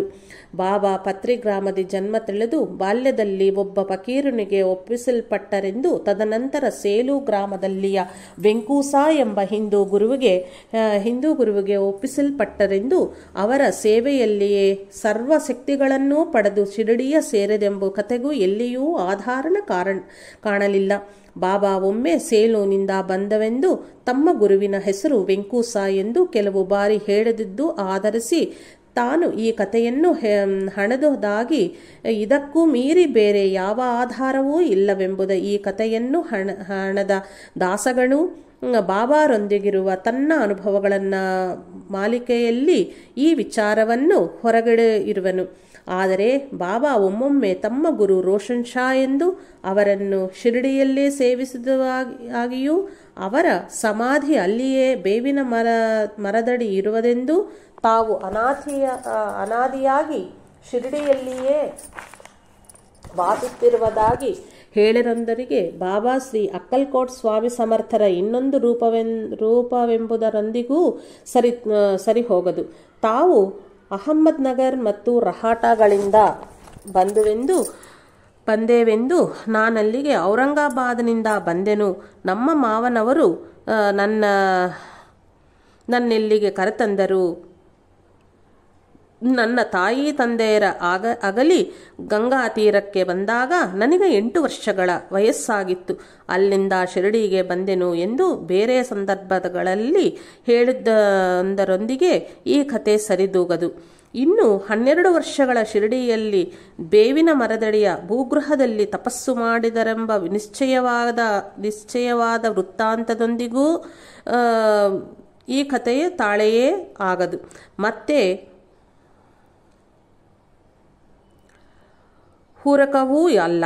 16 ವರ್ಷಗಳ ಯುವಕನಂತೆ ಪ್ರಕಟರಾದ ಶ್ರೀ ಸಾಯಿ ಆ ಭೂಗೃಹದಿ ಪ್ರವೇಶಿಸಿದಾಗ ಅವರಿಗೆ 4 ವರ್ಷಗಳಿಂತಲೂ ಹೆಚ್ಚಿನ ವಯಸ್ಸಾಗಿರಲು ಅವಕಾಶವೇ ಇಲ್ಲ. ಸೇಲುವಿನಲ್ಲಿ ಗೋಪಾಲರಾವ್ ದೇಶ್ಮುಖ್ ಉರಫ್ ವೆಂಕೂಸಾರ್ ಎಂಬ ಗುರುವಿನ ವೃತ್ತಾಂತವೇ ನಿಜವಾಗಿದ್ದಲ್ಲಿ ಶಿರಡಿಯಲ್ಲಿ ಪ್ರಕಟಗೊಂಡಾಗ ಬಾಬಾರಿಗೆ ಸುಮಾರು 60 ಅಥವಾ 70 ವರ್ಷಗಳ ವಯಸ್ಸಾಗಿರಬೇಕು. ತಾವು ಶುದ್ಧನಾದ ಬ್ರಾಹ್ಮಣ ಎಂದಾಗ ಅವರು ಬ್ರಹ್ಮಜ್ಞಾನಿ ಎಂದು ಸೂಚಿಸುತ್ತಿರುವೆಂಬುದೇ ಅವರ ಭಾವ. ಅಷ್ಟೇ ಅಲ್ಲದೆ ಅವರು ಆಗಾಗ ತಾವು ಬಡ ಫಕೀರನೆಂದು ಹೇಳಿದಾಗಲೂ ಅದೇ ಅರ್ಥ ವ್ಯಾಪ್ತವಾಗುತ್ತದೆ.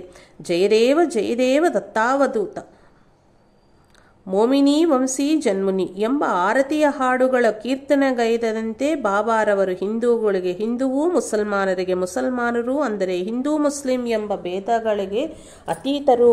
ಶ್ರೀ ಸಾಯಿ ತಮ್ಮ ಗುರುಸೇವೆಯ ಬಗ್ಗೆ ಒಮ್ಮೆ ಹೀಗೆ ಹೇಳಿರುವರು: ನನ್ನ ಗುರುವನ್ನು ಇಲ್ಲಿಯೇ ಚಾವಡಿಯಲ್ಲಿ ನೋಡಿದನು.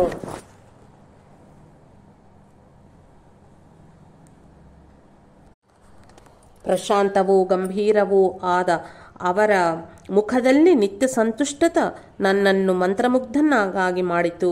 ನನ್ನ ದೃಷ್ಟಿ ಅವರ ಮುಖದರ್ಶನದಲ್ಲಿಯೇ ನೆಟ್ಟಿ ನಿಂತಿತು. ಕ್ಷಣ ಮಾತ್ರದ ವಿರಹವನ್ನೂ ಸಹಿಸಲಾರದಾದೆನು. ಅವರ ಸನ್ನಿಧಿಯಲ್ಲಿ ನನಗೆ ಹಸಿವು ನೀರಡಿಕೆಯೂ ತಿಳಿಯುತ್ತಿರಲಿಲ್ಲ. ಅವರನ್ನು 12 ವರ್ಷಗಳಿಗಿಂತಲೂ ಹೆಚ್ಚಾಗಿ ತುಂಬಾ ಹೃದಯದ ಪ್ರೀತಿಯೊಂದಿಗೆ ಸೇವಿಸಿದನು. ಧ್ಯಾನಾವಸ್ಥರಾದ ಅವರು ತಮಗೆ ದೇಹವಿದೆಯೇ ಎಂಬ ವಿಚಾರವನ್ನೇ ಮರೆತು ಕುಳಿತಲ್ಲಿಂದ ಯಾವ ಅವಶ್ಯಕತೆಗೂ ಏಳುತ್ತಾ ಇರಲಿಲ್ಲ. ನಾನು ಅವರಿಗೆ ಆಹಾರವನ್ನು ತಿನ್ನಿಸಿ ಅವರ ವಸ್ತ್ರವನ್ನು ಬದಲಾಯಿಸಿ ಆ ಪ್ರದೇಶವನ್ನು ಶುಭ್ರಗೊಳಿಸುತ್ತಿದ್ದನು. ಅವರಿಂದ ಯಾವುದಾದರೂ ಮಂತ್ರವನ್ನು ಉಪದೇಶವಾಗಿ ಪಡೆದು ಜಪಿಸಬೇಕು ಅಂತ ಅನಿಸಿದೆನು. ಆದರೆ ಅವರು ನನ್ನ ಕಿವಿಯಲ್ಲಿ ಯಾವ ಮಂತ್ರವನ್ನೂ ಉಪದೇಶ ನೀಡಲಿಲ್ಲ.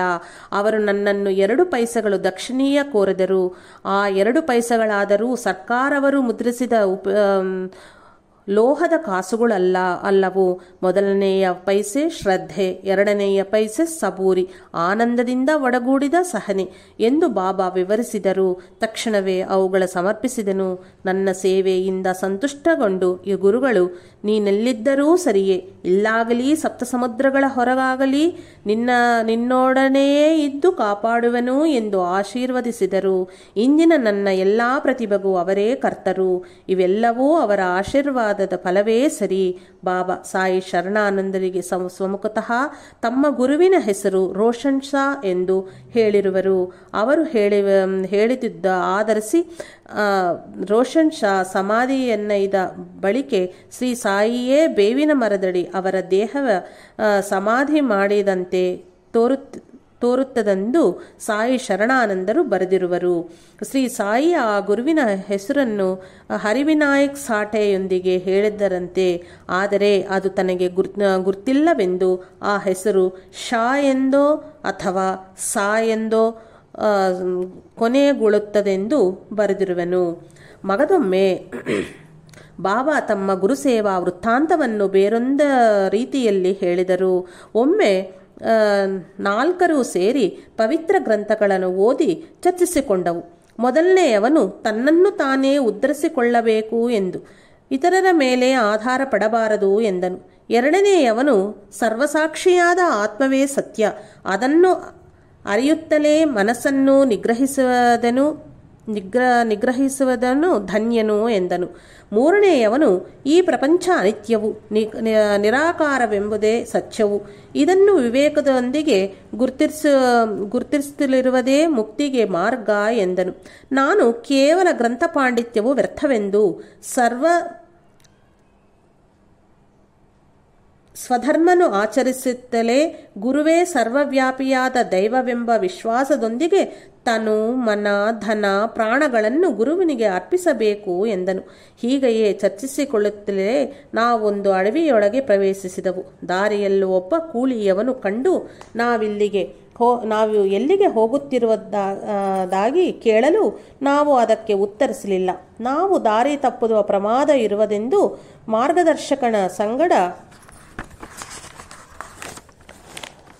ಕರೆದೊಯ್ಯುವುದು ಒಳ್ಳೆಯದೆಂದು ಹೇಳಿ, ನಿಮ್ಮ ಲಕ್ಷ್ಯವೇನು ಎಂಬುದು ನನಗೆ ಹೇಳುವ ಅವಶ್ಯಕತೆ ಇಲ್ಲ, ಆದರೆ ಕುಸು ಹೊತ್ತು ಕುಳಿತು ವಿಶ್ರಾಂತಿ ಪಡೆದು ರೊಟ್ಟಿ ನೀರನ್ನು ಸೇವಿಸಿ ಹೊರಡಬಹುದಲ್ಲವೇ ಎಂದನು. ನಾವು ಅವನ ಸಲಹೆಯ ನಿರಾಕರಿಸಿ ಹೊರಟು ದಾರಿ ತಪ್ಪಿದೆವು. ಕಡೆಗೆ ಕೇವಲ ಪೂರ್ವ ಪುಣ್ಯದಿಂದಾಗಿ ಮಾತ್ರವೇ ನಾವು ಹೊರಟ ಪ್ರಾರಂಭದ ಸ್ಥಳಕ್ಕೆ ಬಂದು ಸೇರಿದೆವು. ನಮಗೆ ಮತ್ತೆ ಆ ಕೂಲಿಯವನು ಎದುರಾಗಿ ನಿಮ್ಮ ಬುದ್ಧಿಯನ್ನು ಅವಲಂಬಿಸಿದ ಕಾರಣ ದಾರಿ ತಪ್ಪಿದಿರಿ. ಎಲ್ಲದರಲ್ಲಿಯೂ ಮಾರ್ಗದರ್ಶಕನು ಸದಾ ಅತ್ಯಗತ್ಯನೂ ಭಗವಂತನ ಕೃಪೆಯಿರದೇ ಹೊರತು ದಾರಿಯಲ್ಲಿ ನಮ್ಮಂತಹ ಭೇಟಿಯಾಗರು. ಅನ್ನಗ್ರಹಣ ಮಾಡಿ ಹೊರಟರಿಂದ ಆಹ್ವಾನವನ್ನು ಶುಭಶಕುನವಾಗಿ ಅಂಗೀಕರಿಸಬೇಕೇ ಹೊರತು ನಿರಾಕರಿಸಬಾರದು. ಹಸಿದ ಹೊಟ್ಟೆಯೊಂದಿಗೆ ಯಾವ ಅನ್ವೇಷಣೆಯನ್ನೂ ಮಾಡಲಾರರಿ. ಸಹನೆ ಶಾಂತಿಗಳ ಹೊಂದಿರಬೇಕು ಎಂದನು. ಅವನು ನಿರಕ್ಷರ ಆದರೂ ಹೀನ ಜಾತಿವಂತ ಆದರೂ ಕಂಡನು. ನಿಷ್ಕಾರಣವಾದ ಅವನ ಪ್ರೇಮಕ್ಕೆ ನನ್ನ ಹೃದಯವು ಪ್ರತಿಸ್ಪಂದಿಸಿತು. ನನ್ನನ್ನು ಹಸಿವು ಬಾಯಾರಿಕೆಗಳು ತೀವ್ರವಾಗಿ ಬಾಧಿಸುತ್ತಿದ್ದವು. ಅಸಮಾನ ಪ್ರೇಮದೊಂದಿಗೆ ಅವನಿತ್ತ ಅನ್ನಪಾನೀಯಗಳನ್ನು ಸ್ವೀಕರಿಸುವುದೇ ಜ್ಞಾನಕ್ಕೆ ಸರಿಯಾದ ನಾಂದಿ ಎಂದು ನನಗೆ ತೋರಿ ಅವುಗಳನ್ನು ಸವಿನಯವಾಗಿ ಸ್ವೀಕರಿಸಿದೆನು. ಆಗ ಗುರುವು ನಮ್ಮಗಳ ಎದುರು ನಿಂತು, ಏನು ನಿಮ್ಮ ಚರ್ಚೆ ಎಂದರು. ನಾನು ವಿವರಿಸಿದೆನು. ನಿನ್ನನ್ನು ಗಮ್ಯ ಸೇರಿಸುವೆನು, ನನ್ನನ್ನು ಅನುಸರಿಸ್ತೀಯಾ ಅಂದರು. ಆದರೆ ನನ್ನನ್ನು ಸಂಪೂರ್ಣವಾಗಿ ನಂಬಿದವನು ಮಾತ್ರವೇ ಕೃತಾರ್ಥನು ಆಗುವನು ಎಂದರು. ನಾನು ತಲೆಬಾಗಿ ನಮಸ್ಕರಿಸಿ ಅವರನ್ನು ಗುರುವಾಗಿ ಸ್ವೀಕರಿಸಿ ಆಶ್ರಯಿಸಿದನು. ನನ್ನ ಸಂಗಡಿಯರು ಮಾತ್ರ ಅವರ ಆತಿಥ್ಯ ಮತ್ತು ಗುರುತತ್ವವನ್ನು ಧಿಕ್ಕರಿಸಿ ಹೊರಟು ಹೋದರು.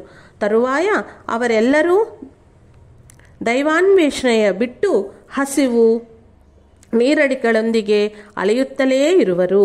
ತದನಂತರ ನನ್ನ ಗುರುವರ್ಯರು ಬಾವಿಯ ಮೇಲಿದ್ದ ಮರದ ಕೊಂಬಿಗೆ ನನ್ನ ಕಾಲ್ಗಳ ಕಟ್ಟಿ ತಲೆ ಕೆಳಗಾಗಿ ಬಾವಿಯೊಳಗೆ ತೂಗಾಡುವಂತೆ ಮಾಡಿದರು.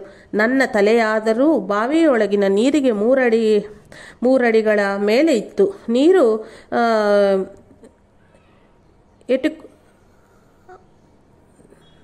ನೀರು ಎಟುಕುತ್ತಿರಲಿಲ್ಲ. ನನ್ನನ್ನು ಅದೇ ಸ್ಥಿತಿಯಲ್ಲಿ ಬಿಟ್ಟು ಅವರು ಎತ್ತಲೋ ಸಾಗಿದರು. 5 ಗಂಟೆಗಳ ತರುವಾಯ ಹಿಂದಿರುಗಿ ಬಂದು, ಹೇಗಿರುವೆ ಎಂದರು. ನಾನು ಪರಮಾನಂದದಲ್ಲಿ ಮುಳುಗಿ ತೇಲುತ್ತಿರುವೆನು ಎಂದನು. ಅವರು ಸಂತೋಷದಿಂದ ನನ್ನನ್ನು ಬಿಗಿದಪ್ಪಿಕೊಂಡು ನನ್ನ ದೇಹವನ್ನು ಸವರಿಸಿ ನನ್ನನ್ನು ಶಿಷ್ಯನಾಗಿ ಅಂಗೀಕರಿಸಿದರು. ನನಗೆ ಸದಾ ಸರ್ವದಾ ಅವರನ್ನೇ ನೋಡುತ್ತಾ ಇರಬೇಕೆಂದು ಅನಿಸುತ್ತಿತ್ತು.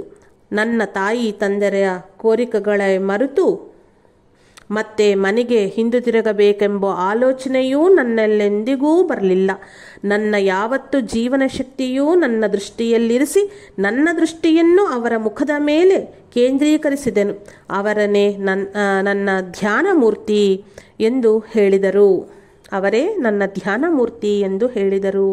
ಮೇಲಿನ ವೃತ್ತಾಂತಗಳ ನಮಗೆ ನಿಸ್ಸಂದೇಹವಾಗಿಯೂ ತಿಳಿಸುತ್ತಿರುವುದು ಏನೆಂದರೆ, ಶ್ರೀ ಸಾಯಿನಾಥರು ಜನ್ಮತಃ ಪರಿಪೂರ್ಣರಾದರು. ಲೋಕಕ ಆದರ್ಶಕ್ಕಾಗಿ ಒಬ್ಬ ಸದ್ಗುರುವನ್ನು ಸೇವಿಸಿದರು. ಅವರು ನಿದ್ರೆ ಮಾಡುವಾಗ ಒಂದು ಇಟ್ಟಿಗೆಯನ್ನು ತಮ್ಮ ತಲೆ ಕೆಳಗೆ ಮತ್ತು ಕುಳಿತಿದ್ದಾಗ ಅವರ ಕೈ ಕೆಳಗೂ ಇರಿಸಿಕೊಳ್ಳುತ್ತಿದ್ದರು.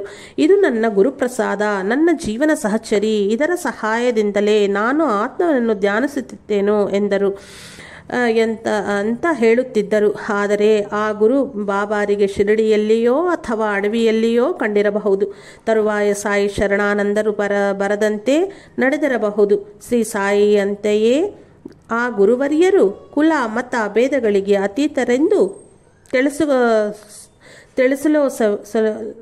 ತಿಳಿಸಲೋಸಗವೇ ಅವರು ತಮ್ಮ ಗುರುವಿನ ಹೆಸರನ್ನು ಬೆಂಕೂಸ ಎಂದು ಕೆಲವರಿಗೂ, ರೋಷನ್ ಶಾ ಎಂದು ಕೆಲವರಿಗೂ ಅವರವರ ಅನುಗುಣವಾಗಿ ಹೇಳಿರಬಹುದು. ಆದರೆ ಕೆಲವು ಚರಿತ್ರಕಾರರು ಶ್ರೀ ಸಾಯಿಯನ್ನು ಆ ಗುರುವು ತಲೆಕೆಳಗಾಗಿ ತೂಗಾಡಿಸಿದ ವೃತ್ತಾಂತವು ಕೇವಲ ಸಾಂಕೇತಿಕವೇನೇನೋ ಎಂದು ವಾಸ್ತವವಾಗಿ ಇರಲಾರದೆಂದು ಬರೆದಿರುವರು. ಕಾರಣ, ತಲೆಕೆಳಗಾಗಿ ತೂಗಾಡಿಸಿದಲ್ಲಿ ಯಾರಿಗೇ ಆಗಲಿ ಆನಂದ ಪ್ರಾಪ್ತಿವಾಗದೆಂದಿರುವರು. ಆದರೆ ಶ್ರೀ ಸಾಯಿನಾಥರ ಸಮಕಾಲಿಕರಾದ ಮುಸಲ್ಮಾನ್ನ ಮಹಾತ್ಮರಾದ ಶ್ರೀ ತಾಜುದ್ದೀನ್ ಬಾಬಾ ಅವರು ಇಂತಹದ್ದು ಅನುಭವವನ್ನು ಒಬ್ಬ ಭಕ್ತನಿಗೆ ಪ್ರಸಾದಿಸಿರುವರು.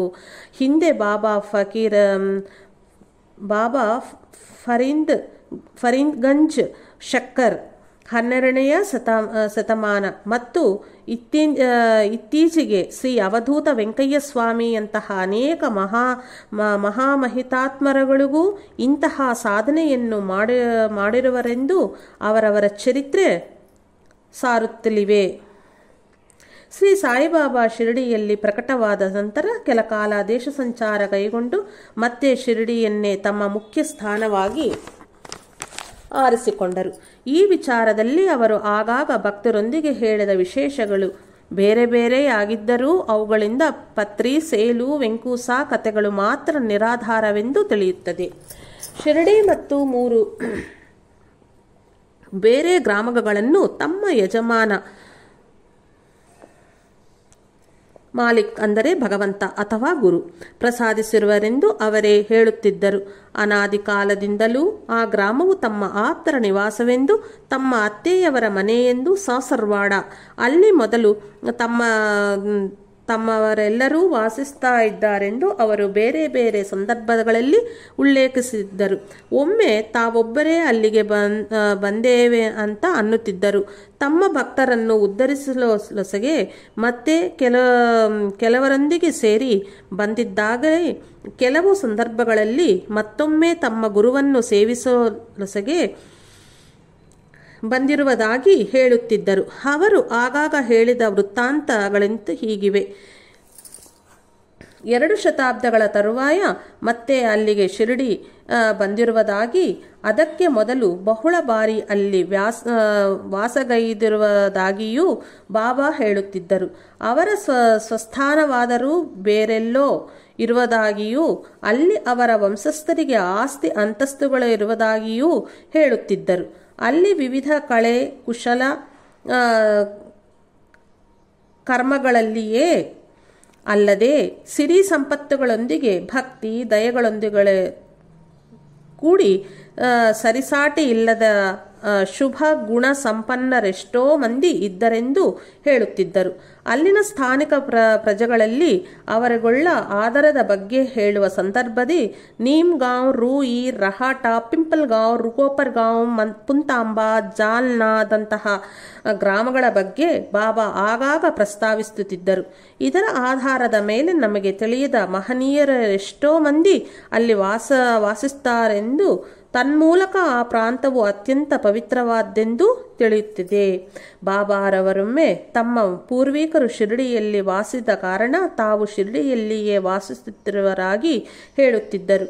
ಅಲ್ಲಿ ಸಿರಿಸಂಪದಗಳೊಂದಿಗೆ ಉಜ್ವಲವಾಗಿ ಬೆಳಗುತ್ತಲಿದ್ದ ನಗರ ಹೊಂದಿತ್ತೆಂದು, ಅದರ ಸುತ್ತಲೂ ಮನೋಹರವಾದ ತೋಪು ಮತ್ತು ಹಣ್ಣುಗಳ ಗಿಡ ಮರಗಳಿದ್ದವೆಂದು, ಅಲ್ಲಿ ವಿಶಾಲವಾದ ಬೀದಿಗಳ ಎರಡು ಬದಿಗಳಲ್ಲೆಲ್ಲಿಯೂ ಸರಿಸಾಟಿಯಲ್ಲದ ಸಂಪತ್ತುಳ್ಳವರು ಮಹಾಭಕ್ತರೂ ಆದ ಮಾರ್ವಾಡಿ ವ್ಯಾಪಾರಿಗಳೂ ನಿವಾಸಿಸುತ್ತಿದ್ದರೆಂದು ಶ್ರೀ ಸಾಯಿ ಹೇಳುತ್ತಿದ್ದರು. ಹಾಗೆ ಶಿರಡಿ ಅವರ ಹಿರಿಯರ ವಾಸಸ್ಥಳವಾದ ಕಾರಣದಿಂದಲೇ ಶ್ರೀ ಸಾಯಿನಾಥರು ಮತ್ತೆ ಶಿರಡಿಯಲ್ಲಿಯೇ ವಾಸಗೈಯುತ್ತಿರುವರೆಂದಾಯಿತು. ಇಷ್ಟು ಸಂದರ್ಭಗಳಲ್ಲಿಯೂ ಅವರು ಪತ್ರಿ ಗ್ರಾಮದಲ್ಲಿ ಹುಟ್ಟಿ ಸೇಲುವಿನಲ್ಲಿ ಬೆಳೆದು ಅಲ್ಲಿಂದ ಶಿರಡಿಯ ಸೇರಿದರೆಂಬುದಕ್ಕೆ ಯಾವ ಸುಳಿವೂ ಇಲ್ಲ. ತಾವು ಸೇಲುವಿನಿಂದ ಬಂದಾದಾಗಿ ಹೇಳಿದ ಮಾತು, ಎರಡನೆಯ ಬಾರಿ ಶಿರಡಿಗೆ ಬರುವ ಮೊದಲು ಧೂಪ್ಖೇಡಾ ಪುಂತಾಂಬಾಗೆ ಭೇಟಿ ಇತ್ತಂತೆಯೇ ಸೇಲುವಿಗೂ ಹೋಗಿ ಬಂದರೆಂದು ಮಾತ್ರವೇ ಬಾಬಾರ ಭಾವನೆ ಆಗಿರಬೇಕು. ಆ ದಿನಗಳಲ್ಲಿ ಶ್ರೀ ಸಾಯಿನಾಥರಿಗೆ ಸನ್ನಿಹಿತರಾಗಿದ್ದು ಸೇವಿಸಿದವರೊಂದಿಗೆ ಬಾಬಾ ಹೇಳಿದ ಎಲ್ಲ ವಿವರಗಳನ್ನು ಹರಿವಿನಾಯಕ್ ಸಾಟೆ ಸೇಕರಣೆಗೈದು ಗ್ರಂಥಸ್ಥಗೊಳಿಸಿದನು. ಒಂದೊಮ್ಮೆ ಶ್ರೀ ಸಾಯಿನಾಥರ ವಾಸಸ್ಥಳವಾದ ಕಾರಣ ಶ್ರೇಷ್ಠ ಪುಣ್ಯಕ್ಷೇತ್ರವು ಮತ್ತು ಸಿರಿ ಸಂಪತ್ತುಗಳುಳ್ಳ ನಗರವಾಗಿಯೂ ಇದ್ದ ಶಿರಡಿಯು ಕಾಲಗತಿಯಲ್ಲಿ ಕುಗ್ರಾಮವಾಯಿತೆಂದು ಶ್ರೀ ಸಾಯಿಯ ಶಿರಡಿಯಲ್ಲಿಯ